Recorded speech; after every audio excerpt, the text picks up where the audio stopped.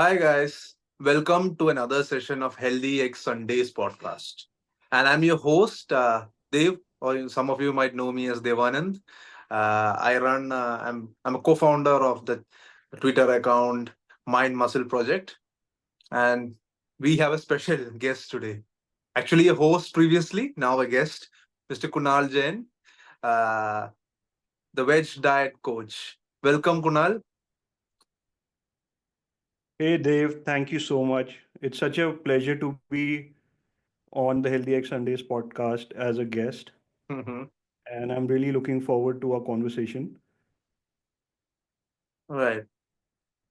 So, it's been a quite a journey, right? Anybody who's followed you knows been a quite a journey, and you have been doing some great work as well. So tell us about how tell us about your journey a bit more, like how you transitioned to this whole thing. What was the turning point? Like what made you, oh my god, things are going bad? What was that moment for you? Right, so I am an engineer by education, and my previous work was in the IT sector. So I spent around 15 years in the IT consulting business, and I worked with the big four companies. And by the time I hit around 40 years of age, I'm 44 now, I realized that my health has gone south. So if I used to get my blood reports done, I could see that my blood sugar levels are not ideal.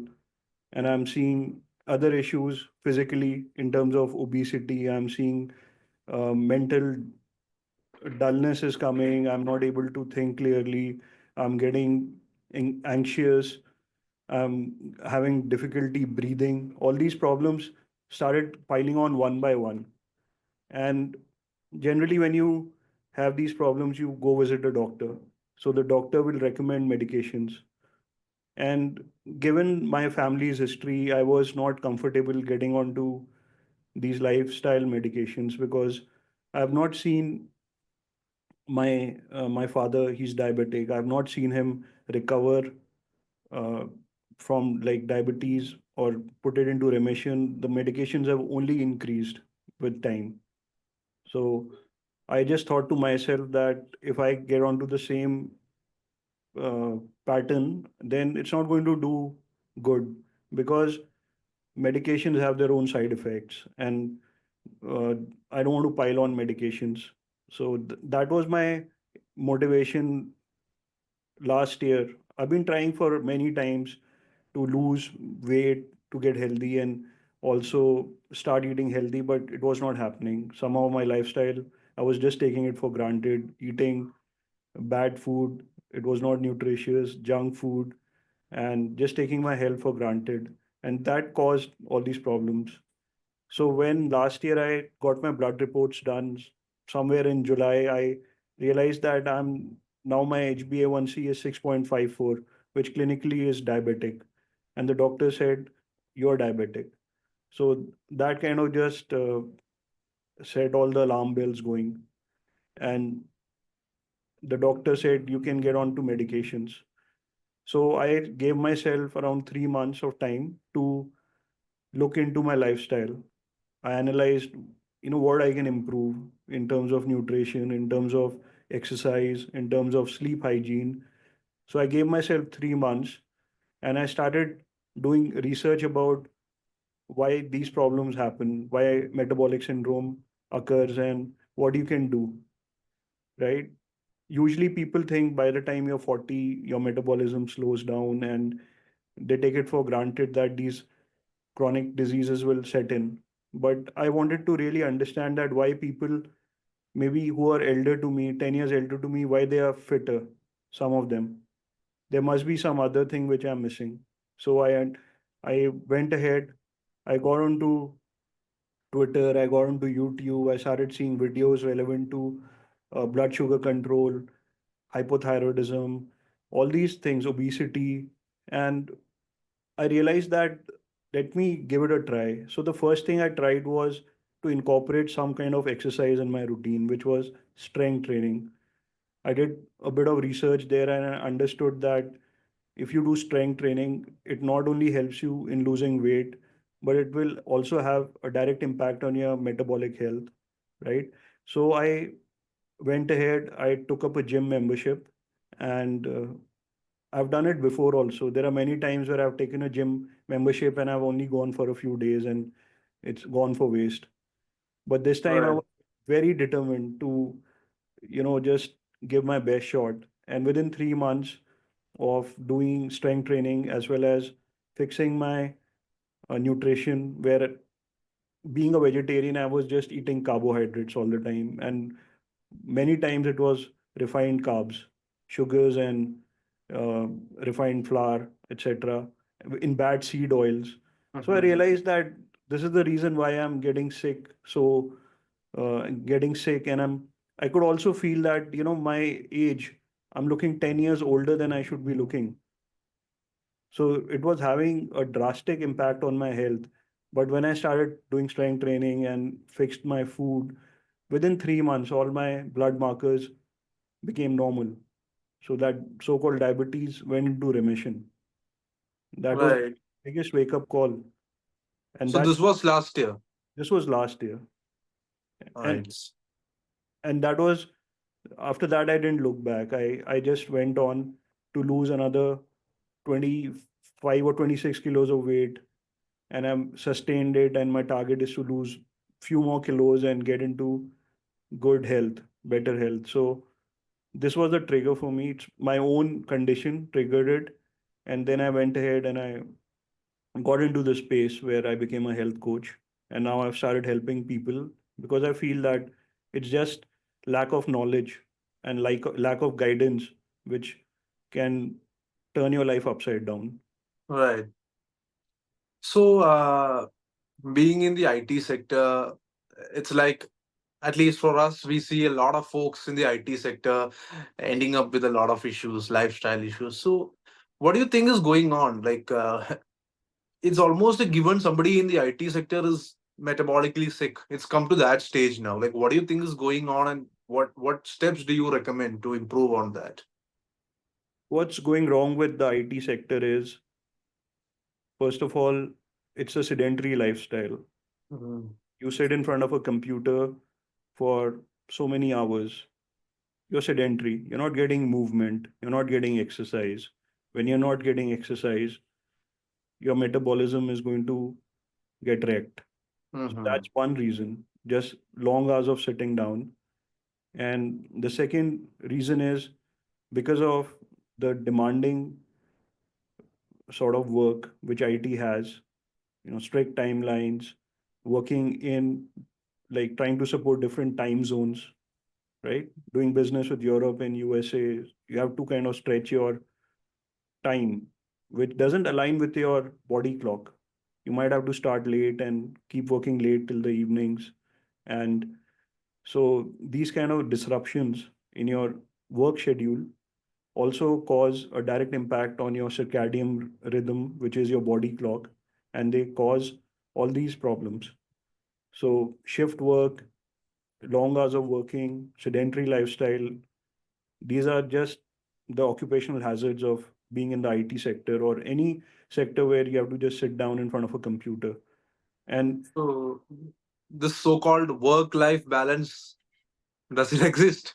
yeah, it's a myth actually. It is probably just a marketed term by the HR department. Work-life balance truly doesn't exist, at least in the Indian context, right?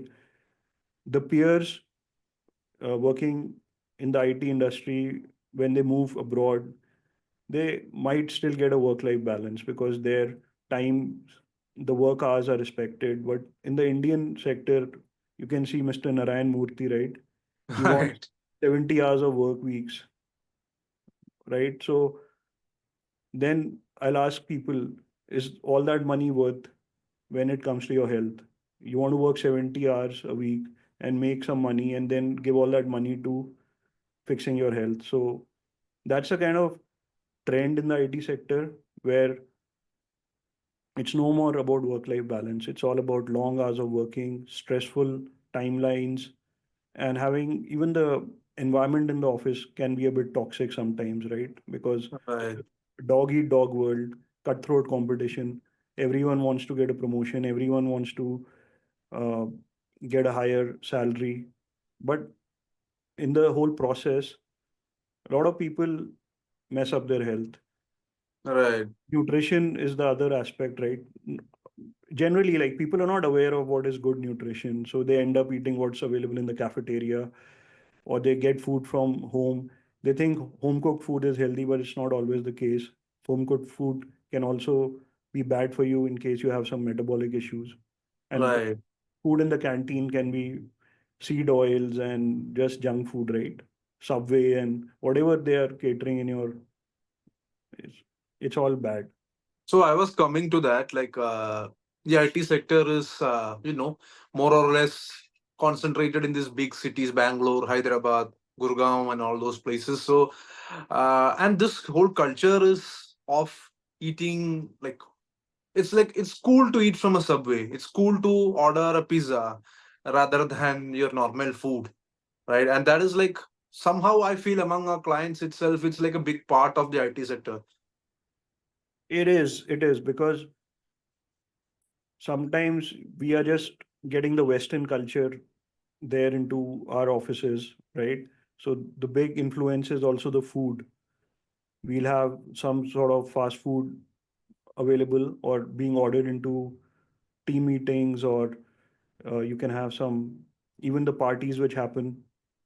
Obviously, people go out to nightclubs or some kind of a place where people drink because it's not like people want to drink. It's also the peer pressure. It's also sometimes just you're so fed up with work. Maybe you just want to unwind. It's like a lot of factors come into play where people, due to the kind of life they're living, they succumb to all these pressures and they worsen things for themselves. And the body is very forgiving when you're in starting out in your job, when you're in your 20s and 30s, your body kind of makes up for all the bad things you're throwing inside. But once you reach that 35, 40 mark, that's when you say, what the hell happened to my health? Right? So that's the thing. And then another thing which IT folks would be facing is, and they face is the electromagnetic frequencies, which they're sitting in an office cubicle. They have wireless routers, boosters over their head. They have screens in front of them. They have mobile phones. So all that electromagnetic frequency is directly impacting their metabolic health. It is Right. impacting their sleep, etc. So these are the, it's like, it's a perfect recipe that if you don't consciously take care of, giving yourself good food, getting yourself out in nature, or doing exercise consciously, you're going to very soon get into these problems, which might happen later in other fields. IT sector can be like a shortcut. All right. So, since you brought up the point about people in IT working with people outside abroad, UK, US, and all different time zones, so a lot of folks tend to have night shifts, or like they have to stay up late.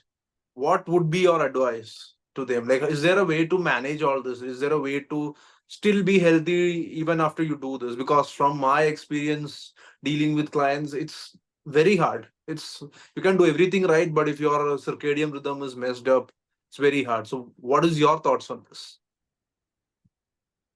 There's no workaround if you're missing out on sleep. We all know that you can reduce the number of years of your life if you don't sleep at least 7 to 8 hours of good sleep every day. So if people are working in night shifts, they should try to minimize the number of days or hours they have to do it. They cannot do it for perpetuity. If they do it for perpetuity, they're going to really get sick. So my advice is, okay, and sometimes there is maybe a production release or there is a critical scenario happening where your work demands you to be there working overnight, or do a graveyard shift once in a while.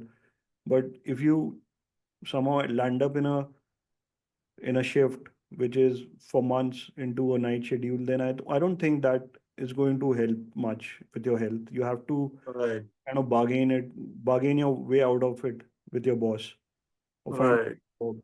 It's not really going to help. Right. So, yeah, very interesting to hear about the troubles in IT. And I think this can be extended to, you know, folks outside the IT sector also. Like anybody with a sedentary job, it's like you're having a sedentary lifestyle. You are you're stressed like anything, and you are like having access. You are eating the wrong foods. It's like fixing this means you have to attack from three sides. Absolutely. That's what no one really cares about your health, right? The corporate models is basically to see results, get results, right? So it's up to the person to take charge of their health.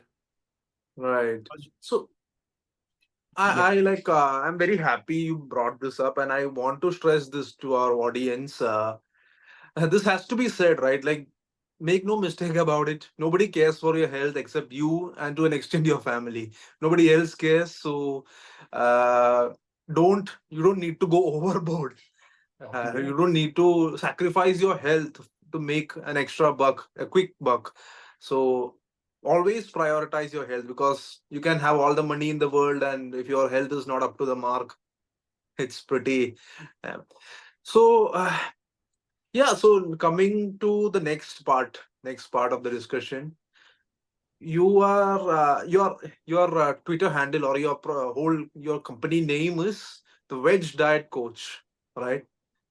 Obviously, I believe you're coming from a Jain family, so you are a strict vegetarian, right? Yes, I am. Yes, I am. And So, I've been a vegetarian throughout my life, and that's a lacto vegetarian. I do consume dairy products. okay.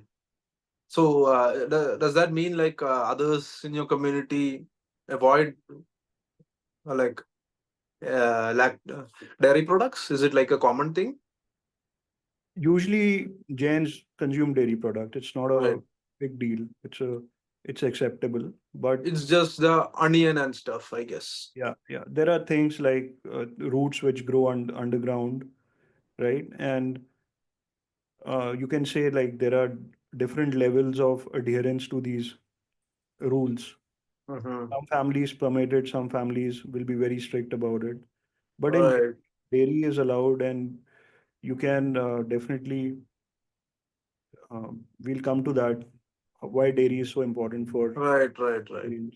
So, yeah, about like what in your opinion, what are some challenges that you faced because of your vegetarian? Like, uh, obviously, it is not easy to accept the fact that there are some deficiencies and stuff which you could encounter with a vegetarian diet. I myself been a vegetarian for the longest time. So when did you realize, right? Okay, my diet is may not be perfect, not perfect in the sense. This is a choice I make. My diet may not be perfect. I need to supplement wherever it's required. When did you realize all this? So I realized this only last year when I decided to dive deep into nutrition and fitness. It was That's when I realized, okay, these are the macronutrients and the micronutrients and how we should balance them, right? But before that, being a vegetarian, I had no issues if, you know, being a vegetarian, if someone says why you're not eating meat or something, that was not a challenge. I never succumbed to those kind of pressures. But the thing is, when I started reading about what is missing in a vegetarian diet, I think there is hardly anything which is missing. Right, Only that the proportion of the macros is skewed in the favor of carbohydrates, and protein is non existent in a typical vegetarian meal in India. So, that this small imbalance is this is one of the major factors for yeah. metabolic syndrome. Other than B12, I don't really see any major missing which could not be made up through careful planning of food. It's just the B12 that comes to my mind, at least. Vitamin D, omega-3 also, anything which Yeah, comes from animals, basically. So if you're not consuming dairy, I mean, that would be vegan basically, then yeah. you'll land up into trouble with vitamin B12, vitamin D, and omega-3s. Omega-3s also you can get from flax seeds, walnuts, and algal oil, but Hmm. really people don't have it all the time. So these are the kind of things, and some micronutrient deficiencies, magnesium and zinc. These kind of things usually are found deficient in vegetarians, but they have a big impact on your metabolic health. Right. So, was it hard? Like, was it hard to, switch to a healthier diet given your vegetarian context? Yes, I'll say that for me, the food used to be more of unhealthy and non-nutritious food, which I used to enjoy eating. So it wasn't a challenge to switch to healthier food that much. The challenge came when I realized that I need to cut down carbs in my diet. When we are talking about the macros, so I'm very comfortable with having dairy products. I'm not thankfully lactose intolerant, or I don't have any sensitivity to lactose. So I was very happy eating more paneer, eating more ghee for fats, or butter for that matter. So those things are all good. But when it comes to limiting carbs, because primarily that's what I've been eating for like 40 years of my life. It's all mostly carbs, hardly any proteins, and fats also. Ghee is there in our household, but oil also came at some point of time, which I realized is very bad. So we eliminated refined oils. We got more into fats from cheese, paneer, and ghee, basically dairy products.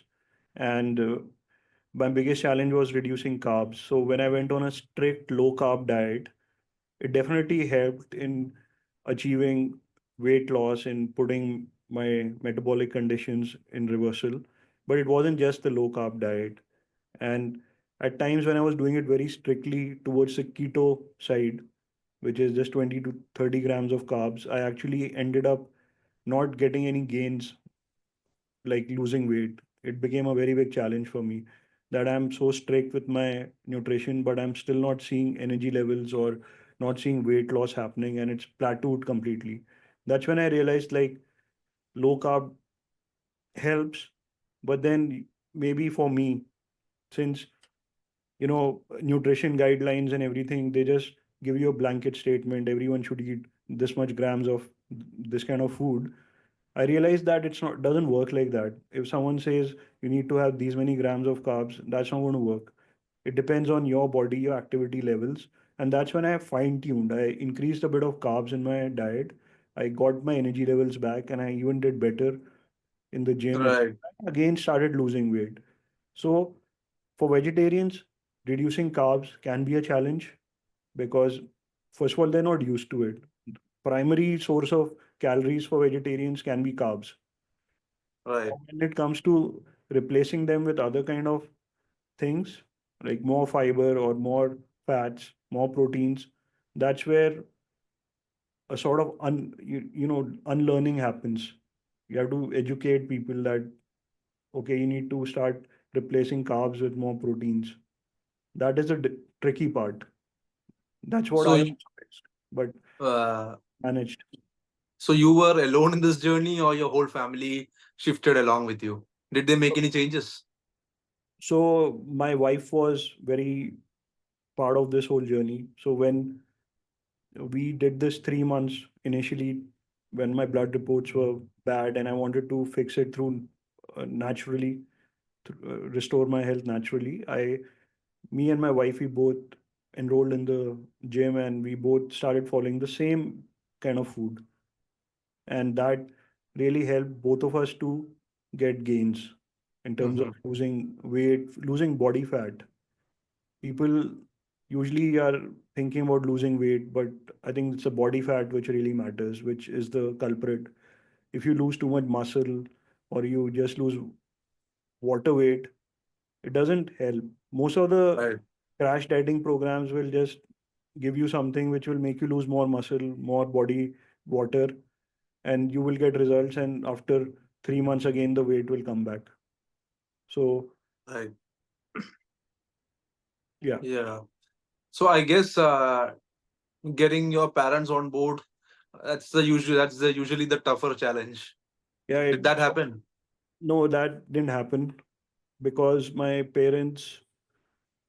father's diabetic, but he is not so at this point of time he's not very keen on eating a lot of dairy products. So he just has his normal meals which are more towards the carbs. But what he has done is he has reduced the number of seed oils, he has reduced the sugars to some extent, which has improved his diabetes. His insulin has gone down, the exogenous insulin he takes. So in his case, yeah, I mean, it's difficult. Sometimes people are more comfortable with just taking pills to manage their condition. And it's very difficult to sometimes convince people to do it through nutrition and exercise. Everyone has their own sort of way of life. So it it is not like everyone can adopt this, but whoever can adopt this can definitely have a lot of benefits. Right. There's no doubt about it. It took me 3 years to convince my parents, so good luck with that. There's still Absolutely. hope. I've been trying for 1 year. Hmm. So hopefully somewhere down the line. So my mother, she also follows this. I mean, she follows intermittent fasting.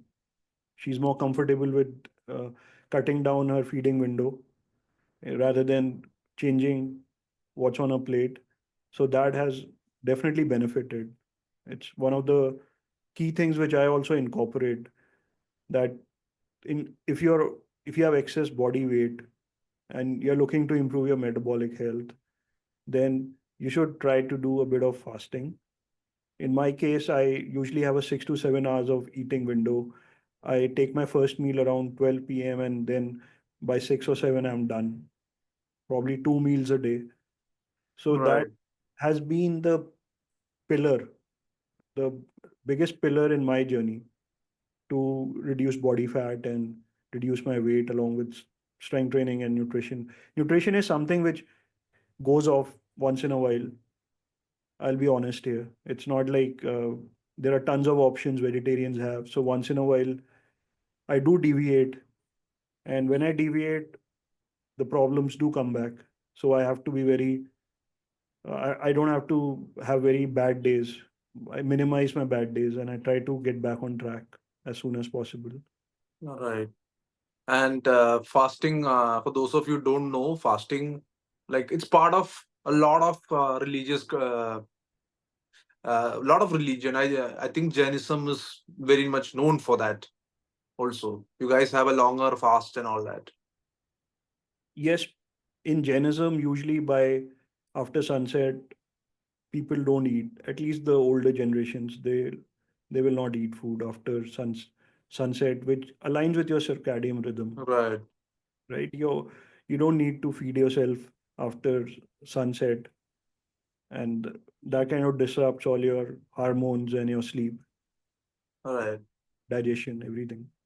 So, interesting. Like you said, how much vital or how much important fasting was in your journey. So, and you also mentioned that it might be a challenge for vegetarians to get on a very low carb diet. I myself, from my practice, believe in that. So, do you think it is a better strategy if somebody can just, instead of totally going low carb, if we can moderate the carb consumption and proportionally increase the physical activity and fasting instead? Like, what do you think about that? Yes. Think of it like three levers, right? I think you write about these are Yeah. levers, and you have control over these three levers. So I'll just take your example and say that if you're not very comfortable with reducing the number of carbs, the first thing you should do is you should improve the quality of your carbs. You should not go for chemically treated maida or sugars, right? And even excessive fruit consumption is a big culprit sometimes, especially the sugary fruits. So you got to improve the quality of your carbs. You can go for whole foods, and you can then play around with strength training. Some people might not be comfortable with strength training, but just doing a bit of walking after meals, or people who are not very mobile doing soleus push-ups, any kind of exercise which engages your muscle can keep your blood sugar levels in control after a meal. So exercise, your meals. In the meal part again, we have to emphasize the protein part. The minimum amount of protein you need is zero point 0.8 grams per kg per day of your body weight, but you can go up to 1 grams. And you should just understand from where you're getting your protein. Primarily for vegetarians, it's going to be dairy, which is your cheeses, your paneer, your curd. You have to understand in how much quantity, how much protein you're getting. And then you're getting protein from other things also. Even a bit of rice and dal combination gives you a bit of protein. Some nuts give you a bit of protein. Chia seeds have protein in them. So you can play around with what works for you, but ensure you're getting those 1 gram of protein per day. Just reducing carbs is not going to help you. You have to increase protein also.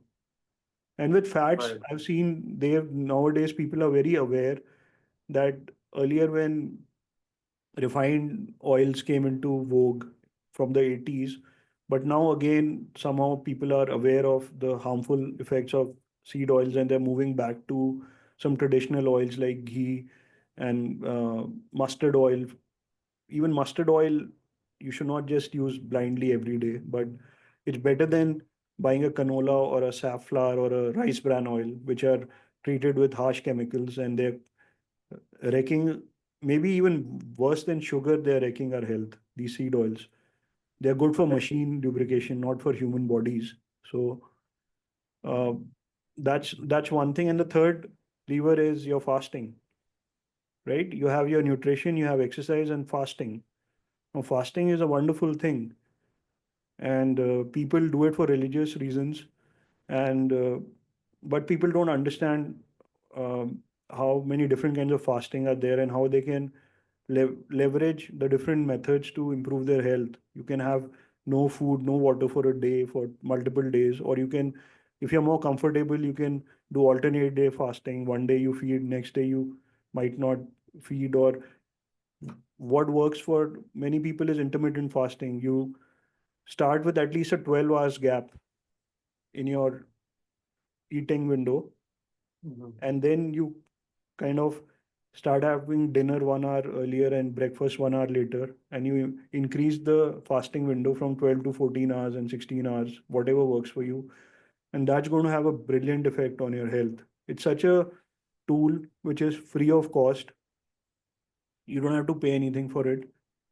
In fact, it makes your life simple. When you are eating just in a small window, all the other time you can be more productive and enjoy life.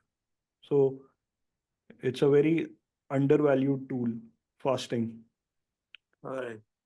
So, just to finish off this segment before I get to the next, if you don't mind, can you discuss what supplements you're taking at the moment? Because I'm Yeah. asking this because you are a vegetarian. I want, like, for the audience, what are the essential ones in your opinion?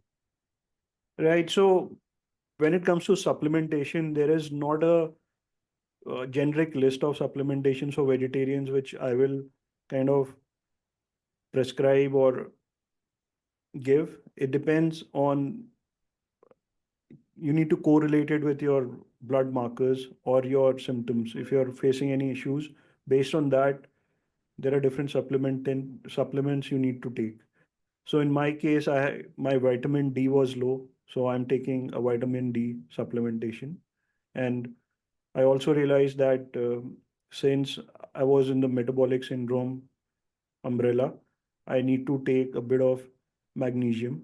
So I do take magnesium glycinate 440 mg per day, which helps me to improve my insulin sensitivity. It helps me even in the muscle recovery after my workouts. It helps me in getting good sleep at night. So that's one. And then since I'm working out, I also take creatine monohydrate because it kind of helps in muscle recovery, and it helps your mitochondria, which is your energy center of your body, and it also helps your brain function. So in my case, I it wasn't just about the physical aspect when I was going through this obesity phase and metabolic syndrome phase. It had a direct impact on my health, both mental and physical. It's a common scenario. If your physical health is not good, your metabolic health is not good, even mentally you will feel very low. You will have brain fog, or you will feel very anxious. You will have panic attacks. At night, I used to snore a lot. I used to have like sleep apnea kind of problems. I used to gasp and get up in the night. And I didn't realize all this is just happening because of my lifestyle. I thought, I don't know what's happened to me.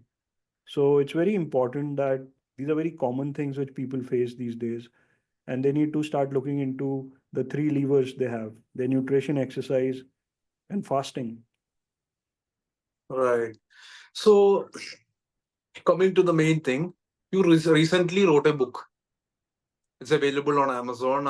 It's called The Fit Vegetarian, right? Yes. Congratulations on that, Thanks, Dave. firstly. So, I have it open here and I just got it a few days back. So it's like a wonderful book. So, can you tell us more about it? Like, what's somebody who buys the book looking forward to? What should they expect? So if you're looking at the book contents, so I have kind of whatever knowledge I've gained and that knowledge I've used to fix my health. I've outlined all that knowledge in this book because Right, I don't see many resources which are tailored towards Indian vegetarians, specifically addressing the topic of metabolic health, nutrition, and fitness. So this is not a very big read, but I have written it with all the research and my own experiences. And the content of this book talks about your metabolism. You start with your metabolism. What is metabolism? Because a lot of people just have this idea of metabolism. My metabolism is fast or slow, but they don't understand that metabolism can be measured with your blood markers, etc. So I've gone and trying to ex- explain to people what are the blood markers for metabolism, which is your blood glucose, your blood pressure, your lipid profile, triglycerides, etc. And not written in a very technical way, but in a way which informs the people what to look for in their blood reports, which are going to have a major impact in their overall health. So metabolism is one aspect. And then the myths about cholesterol, right? Cholesterol, this whole bogey about cholesterol causing heart disease. So we have debunked this so many times, and there are so many studies now which actually say that monosaturated fat is good. Only right, is when you start consuming fats with too many carbs, that's when those things, your triglycerides go up and a lot of problems can happen. But in general, from a common sense perspective, what would you prefer? Something which comes from nature or something which comes from a factory? That's the difference between refined oils and your butter and ghee, or any fruit oils like coconut, avocado, or olive oils. So I've tried to explain this part of this cholesterol problem. And then I've gone into insulin resistance. I've gone into your fasting insulin tests, which right. you, I think every day your posts are just shedding light on all these things, which is amazing because people don't reach even till this point. People get stuck in nutritional guidelines, people get stuck in pharma guidelines, people get stuck with doctors. Nothing wrong against doctors, but then even they have their hands tied when they're in a corporate setup, corporate hospitals, and they're recommending only medications. But the whole the solution doesn't lie there entirely for lifestyle diseases. I recently had a surgery, so I cannot fix, like I had a cyst in on my eyelid. So I thank the doctors that they did a surgery and removed it. Nutrition is not going to fix a cyst. Mm-hmm. So no way any disrespect to any doctors, but when it comes to metabolic health, I'm saying that There are things which you can do on your own naturally, and those are the things which need to be emphasized, because between getting this information and seeing what is advertised, you get lost and you get confused, Right. and you end up on the wrong foods or you end up on the wrong medications. So my message is to, if people can, through the right books or the right people on social media, understand what is really going wrong and make informed decisions, that is going to do wonders for them in the long run. Right. So what I like about this book the most is that you're not missed out on anything. You talk about metabolic health. You talk about workouts, which I mean, I see a bunch or I see a section of folks not really talking about workouts. It's all about diet. Yeah, yes, diet is the most important probably, but other aspects like workouts and stress are often ignored. And you have covered it. That's like the most important thing, or the that's why I feel this book is an exceptional read for a beginner. Yeah, it's a completely beginner book. And thanks, Dave, for highlighting that. I've put it in a holistic way. For us, health is not just nutrition or exercise or sleep, it is a combination of all these pillars. Our metabolic health kind of stands on these pillars. So I've tried to explain all the aspects which contribute to our health. And a person who will read this book will at least get the right pointers where to start looking. They might be eating healthy, but still they're not seeing results. Right. So it could be other things. So I've You tried should to, get you should get this book out in Hindi as well. sure, I'll look into that, Mhm. because a lot of people are just misinformed these days, Dave. So my idea was to write this book as a guide, and a guide to empower people. People will feel empowered, because when I was writing this book, or when I was going through my transformation journey, so it's like peeling an onion. Every layer of information I was unlearning and putting new information. And that kind of is the fundamentals. You can be a vegan, you can be a carnivore, you can be whatever you want. But if your fundamentals are right, then you can sustain any sort of way of eating food. So it's all about the Right. fundamentals. Yeah. So I highly recommend our audience to just get this book. It's available on Amazon. It's called The Fit Vegetarian. It's recommended for everyone. I don't think it's restricted to vegetarians. Anybody can benefit from this book. Vegetarians especially, of course. So yeah. So good luck with that. Good luck. I hope it really reaches the people who absolutely need it, right? Like we both, like we needed it at some point, Yeah, but that time we did not have access. We had to do a lot of digging. So, absolutely. so yeah. So coming to the next part, you have you are recently you have become a member of the Functional Medicine Association. Am I right? Yes. So you started your whole journey started with low carb, like whatever was low carb, and you started, or rather, you found your you transition. I don't know if you transition is the right word, but you moved on to a functional approach. Like what for our audience, what is the difference between the two? What is the difference between a low carb diet and a functional medicine approach or functional nutrition approach? What is the difference? And obviously there are some similarities, and can you just give a brief idea? Right. So I started with a low carb diet. And as I mentioned earlier, some time back, the low carb diet works. Hmm. In my case, being very strict on a low carb diet didn't work. I stopped getting the benefits. And in fact, I halted all my gains. So I had to look for solutions outside, because that's one thing. And the second thing is, for vegetarians, I have personally spoken to many people who have been on a low carb diet. They have fixed their metabolic health, but they have not been able to sustain it. So I don't see merit in a solution which cannot be sustained. You might get your diabetes or obesity, you might reverse it. But then if you get back into the same eating patterns, because low carb for some reason is not sustainable, right?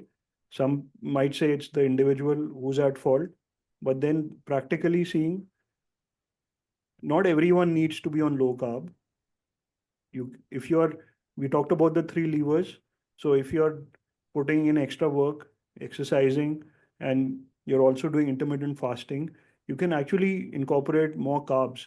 If you're doing strength training, and on some days your body might need more carbs depending on what you had last night and your glycogen stores are gone. You might want to start your day with a banana before going to the gym. So that's perfectly okay. I realize that there is no silver bullet.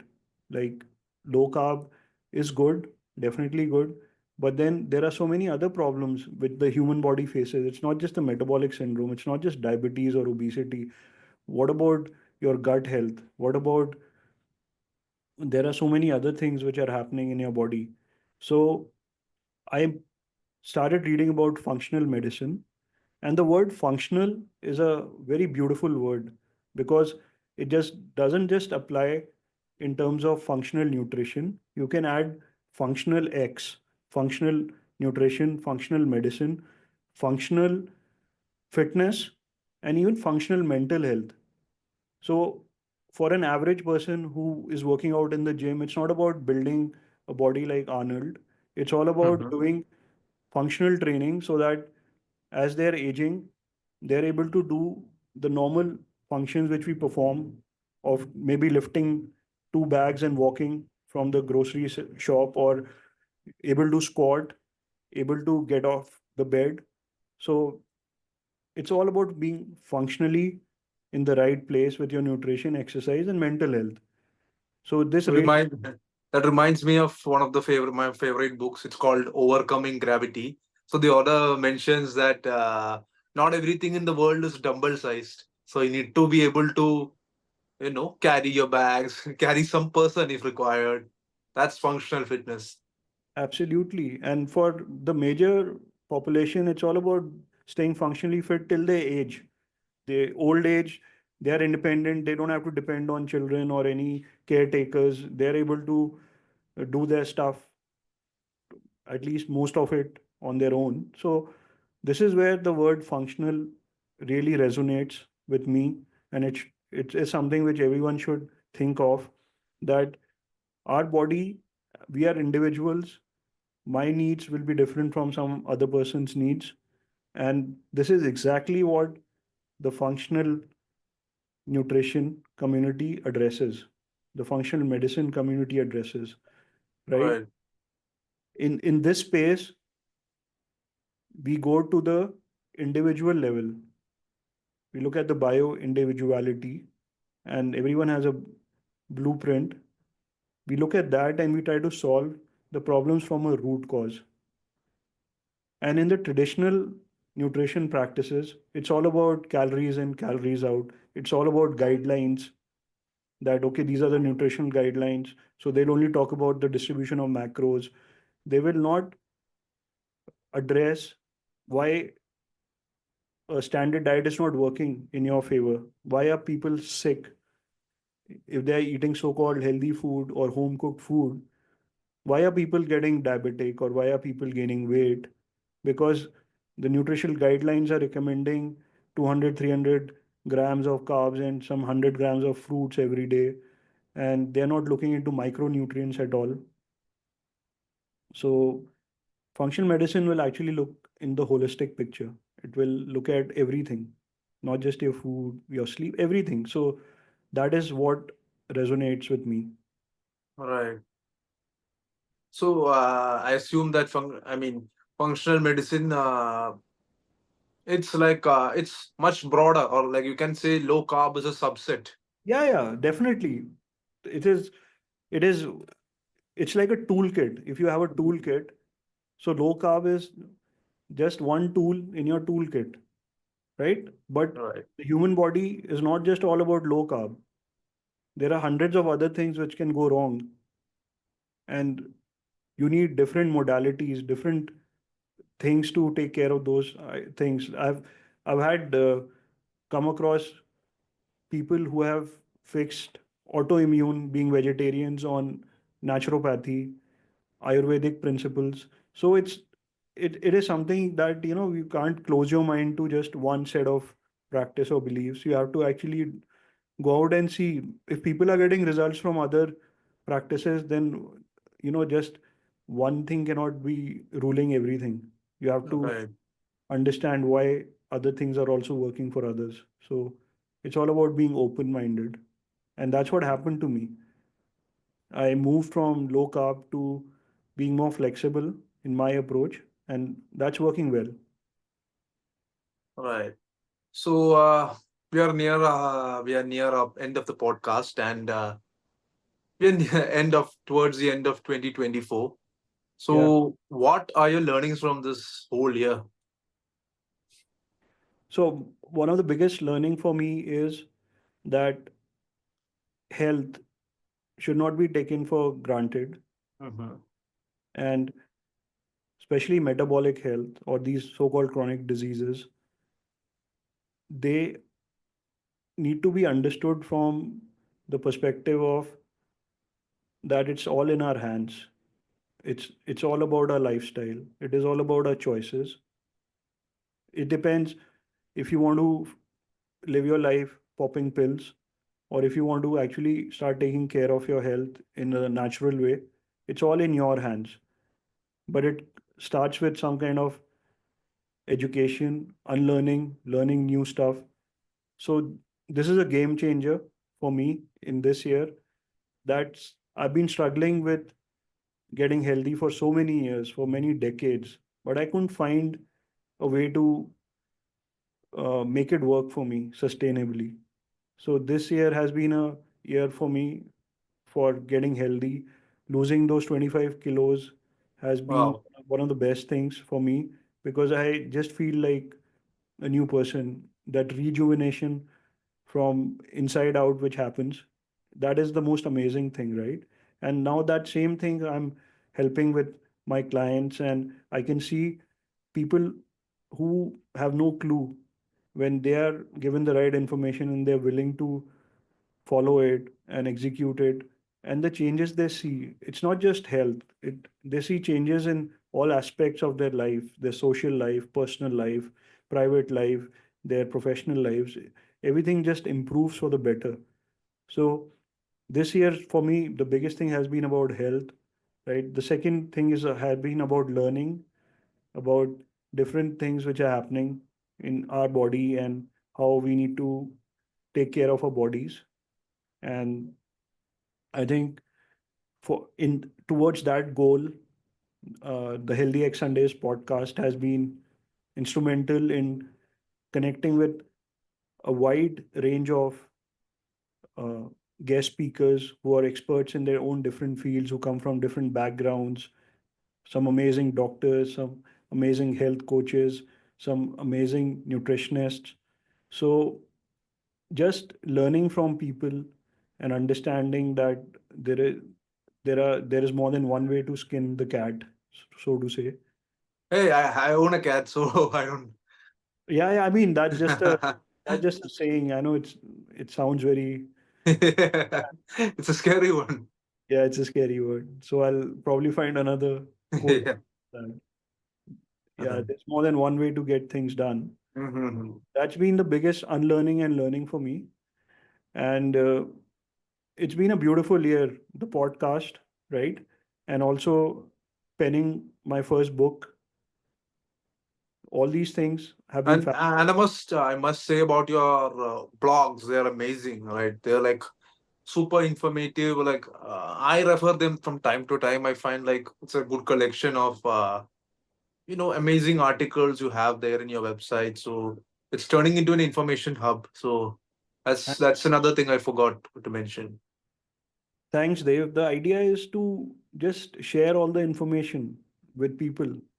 Anyone who stumbles across any good advice, on the internet. For us also, we have come across good people. We have learned from good people. We have implemented things. It's just a way to, you know, uh, pass it on. We just need to disseminate the good information, and people can benefit from it. So that's the whole idea about writing Right. these. Right. So yeah, anybody looking to improve this? So what, anybody looking to improve their health in the new year? People have their new year resolution and all set.